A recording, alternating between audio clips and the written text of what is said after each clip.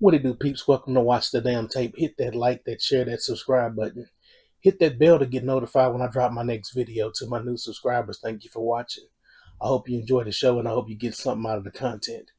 To my day ones, thank you for helping me build this platform and keep this WNBA conversation pushing. Indiana Fever traveled to Minnesota to play the Lynx at home. Very interesting game, almost the same exact thing that happened in the Friday night game happened in this game. First quarter, only different, it was a lot of similarities, but the one main difference this game, they got it to Aaliyah Boston early. Last game they were shooting threes like crazy. They got it to Aaliyah Boston early. She was 4 for 4 right off the rip. First 6 points out of the game, it was her. Then Howard scored, and they're off and rolling. And even the announcers made mention. And these are Minnesota Lynx announcers, but I mean, they did a good job of keeping it unbiased for the most part. They even mentioned, man, they got to get it to Aaliyah Boston in the paint. But it's one thing about this team, a lot of selfish play on this team, and it kills them. Aaliyah Boston's getting the ball early. Like I said, she goes 4 for 4. She misses a couple easy ones. And then the Kelsey Mitchell show kicked in. And since one thing about Kelsey Mitchell, she's a talented player, can get to the hole. But she does not she doesn't have that team player spirit. And see, a team that's well coached and unselfish, they'll let a star player who thinks they run the show, they'll let them score. And Minnesota let Kelsey Mitchell, when Kelsey Mitchell decided, okay, it's enough of feeding Aaliyah Boston, going through Boston, because everything was flowing through Boston. The ball would touch Boston, and then it would get kicked out for easy open shots because she's demanding double teams. If I'm a team and I'm playing the Fever, the two people I do not want going off is Natasha Howard and Leah Boston, because they play closer to the basket than the shooters, Lexi Hull, and any of the other players that are on this team currently. Kelsey Mitchell's the one person on this team that'll penetrate and dish, or penetrate and just go to the hole. So with that being said, you're not going to do that all game. And the other flip side of that is Kelsey Mitchell plays zero defense. That's the part. There was a spot in this game. It was in the second quarter. Indiana's up because it was 30-25 after the end of the first quarter.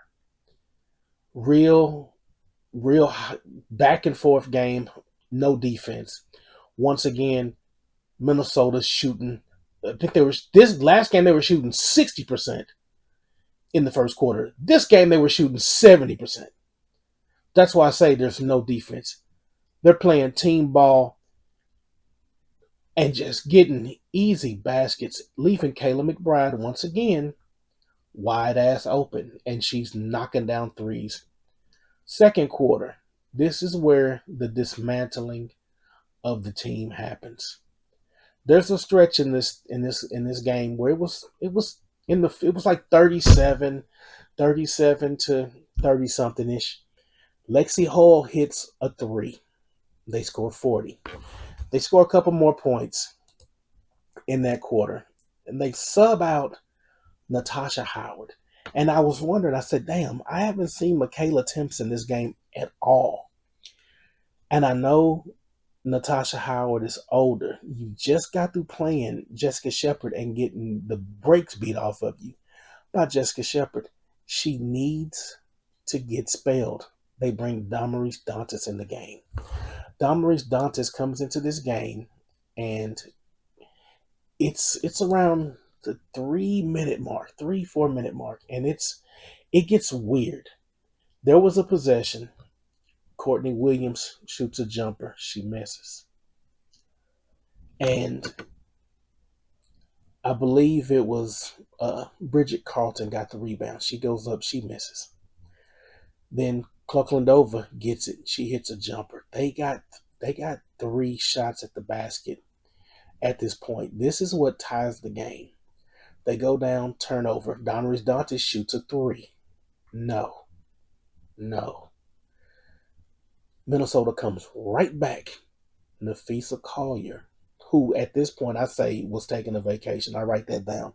She took a vacation because, folks, I'm gonna be honest. The season's a little longer this year, and the playoffs are even. They've expanded the playoffs, so they got to play more games.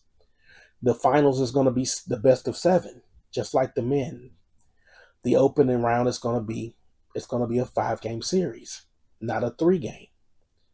With that being said, teams would be wise to just rest players. And yeah, Napheesa Collier sprained her ankle, but she should have been back last week. But they're getting her ready for the stretch because they're that talented that they can keep, but they can sustain not having a superstar player because they're so well coached and they play unselfish basketball. Tonight was no exception. Napheesa comes down after that Dominus Dantes shot and hits a jumper.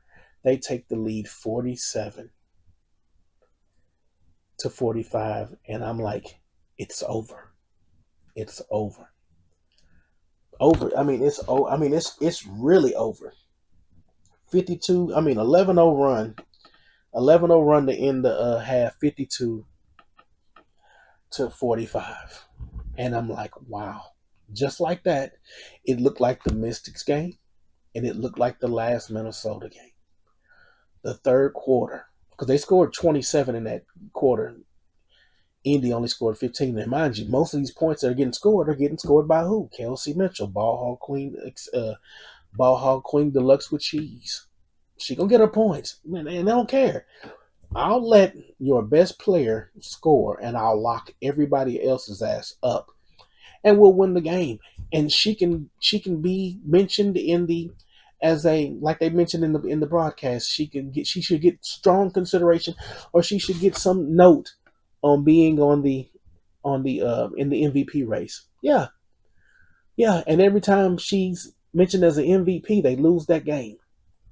So she gonna be the MVP of losing. Like I said, folks, Kelsey Mitchell's auditioning for her next team. That's what she's doing. You heard it here first. She's auditioning for her next team. She won't be with the Fever next year. She just won't. A lot of these players won't be in this league next year, so it don't even matter. But that third quarter, Minnesota comes out executing on offense. I mean, they weren't even the broadcaster said they're not rebounding. Oh, they start rebounding. They start rebounding one shot possessions, and they're getting on that glass. They're getting offensive rebounds. They're getting loose balls. Gets a little chippy, real physical. Kelsey Mitchell gets decked, gets hit in the face, gets hit in the lip.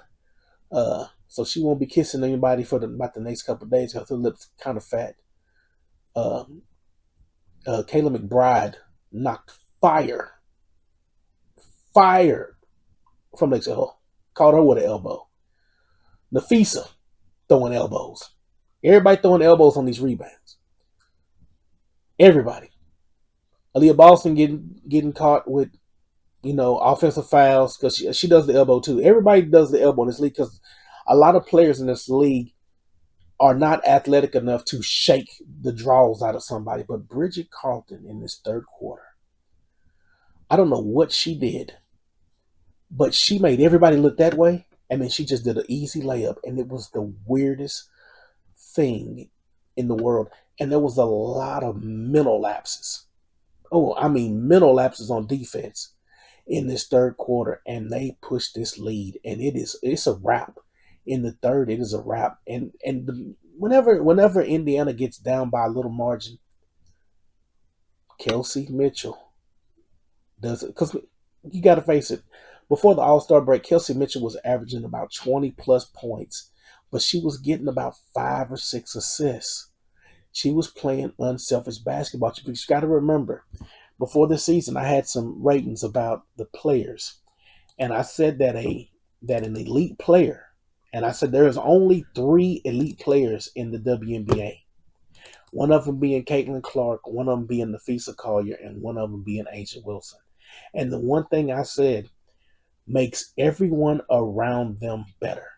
And there's a noticeable drop off in play when they are away from the team. Their talent can rub off on other players for short periods of time. See, Caitlin Clark had just been playing with Kelsey Mitchell. And at the time in July, at the end of July, or at the beginning of July, Kelsey Mitchell still had the effects of Caitlin Clark. Now that there's been some time and Caitlin Clark has not been playing, Kelsey Mitchell has now reverted back to the Kelsey Mitchell prior to Caitlin Clark even being on the team. So that's what you're watching. And when before Caitlin Clark got on Indiana and it was the Kelsey Mitchell show, they stunk it up. That's how they got Aaliyah Boston, and that's how they got Kelsey Mitchell. So, with that being said, Kelsey Mitchell has none of Caitlin Clark's attributes flowing through her veins while she's on that court. She is back to just, I'm a scorer, I'm a scorer, I'm going to shoot a three. There were some threes in the third and fourth quarter that Kelsey Mitchell shot. And when they left her hand, if you watch the trajectory of the ball, you're like, hell no, that shit ain't hitting nothing. Backboard rim, Lexi Hall, the same thing. And one thing about it, it was just like the Mystics game.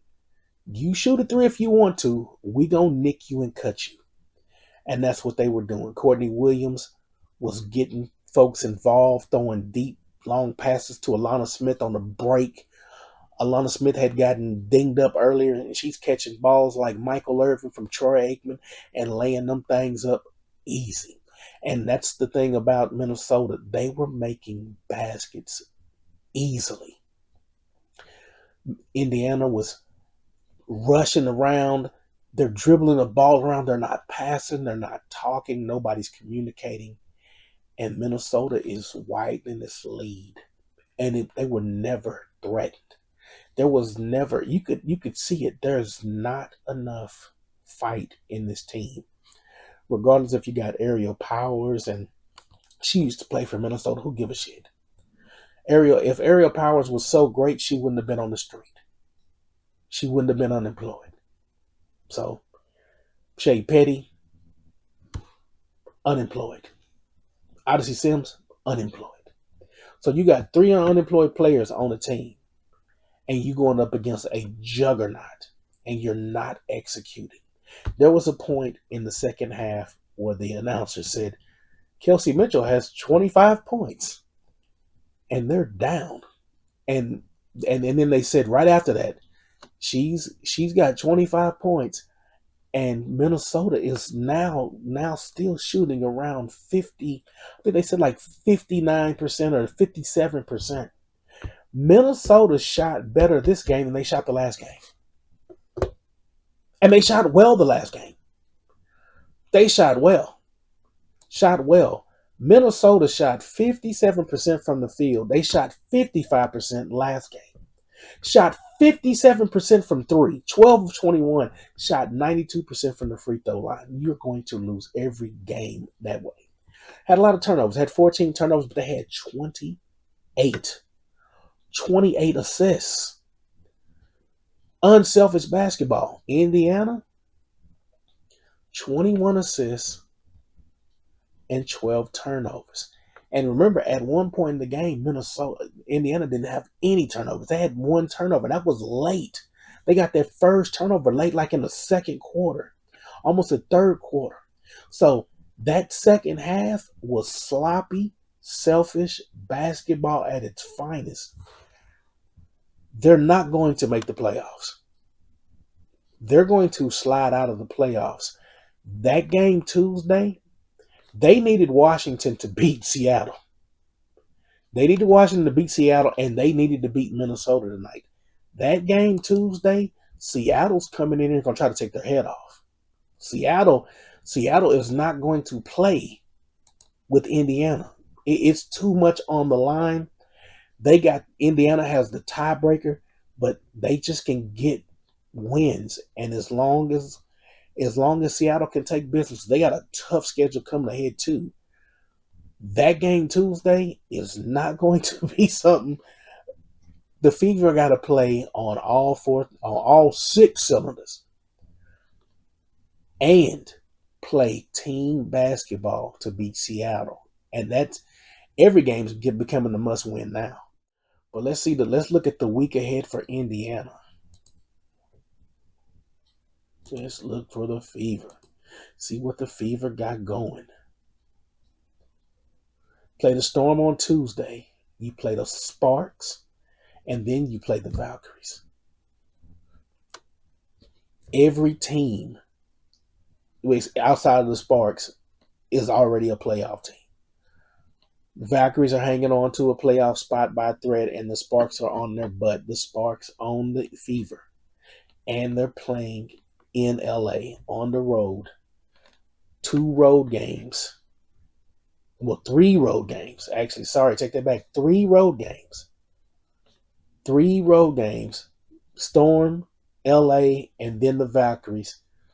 All 3 teams vying for playoff spots. You could actually, at the end of this stretch, you could potentially see Indiana being the 9th seed and the Sparks being the 8th seed. It could happen that quick. This team does not play together. It's a bunch of selfish players that are all at one point trying to get theirs. Aaliyah Boston started out hot and then went just didn't get any points until late. Exact same thing she did against Minnesota last game when she scored those 6 points down the stretch. Got her stats up a little bit because she had 8 points, ended with 14. Just I just don't get this team.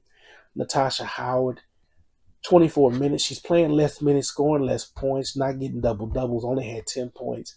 They didn't play Timpson hardly any. Michaela Timpson played 2 minutes, and that was at the end of the game. Stephanie White.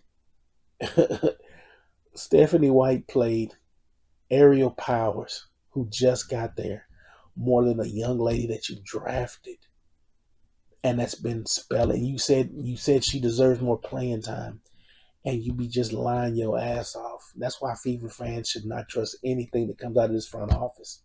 But that's my thoughts on this game. Leave your comments below. Like, share, and subscribe. And until next time, peace.